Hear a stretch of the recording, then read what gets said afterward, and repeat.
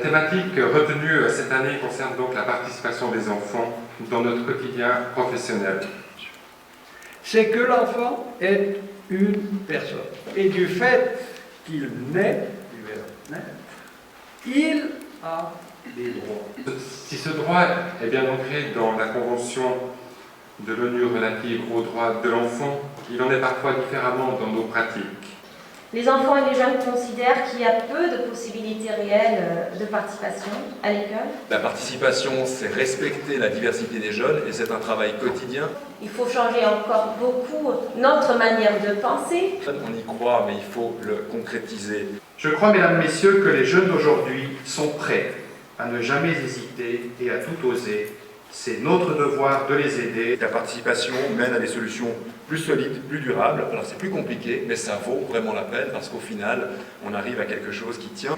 On a envoyé nos propositions à la chef du département, Madame Lyon, et on a eu la joie d'apprendre que 2 articles qu'on avait proposés et plusieurs modifications ont été mises dans le règlement d'application de la loi sur l'enseignement. Donc ce qui est intéressant de voir, c'est que par leur projet, les jeunes montrent qu'ils ont des solutions au niveau collectif, qui sont souvent basées sur une passion ou une préoccupation qu'ils ont identifiée, pour résoudre des problèmes ou pour animer un peu les communes et les quartiers. La commission des jeunes qui est écrite en 2010 peut permettre à favoriser la maturité et les réflexions sur des enjeux de société et non pas nous faire attendre jusqu'à 18 ans. Civil, les juges disent « je t'écoute, mais c'est moi qui décide ». Aujourd'hui, je dois dire, on est nettement plus au clair. Comment on laisse participer, décider ou pas un enfant de 10, 12, 14, 16 ans en tenant aussi compte de son développement. C'est qu'en fait, tout dépend comment les technologies numériques sont introduites et à quel âge et de quelle manière elles sont introduites.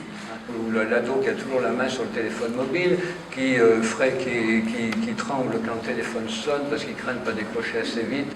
C'est un effet de l'introduction trop massive et trop précoce des technologies numériques dans sa vie. Et donc, il ne faut pas considérer ces ados comme des coupables d'abus, il faut les considérer comme des victimes d'une immersion trop précoce. On se dit, ça doit être impressionnant d'arriver dans les locaux de la police, puis de savoir où on est et d'être interrogé par des policiers.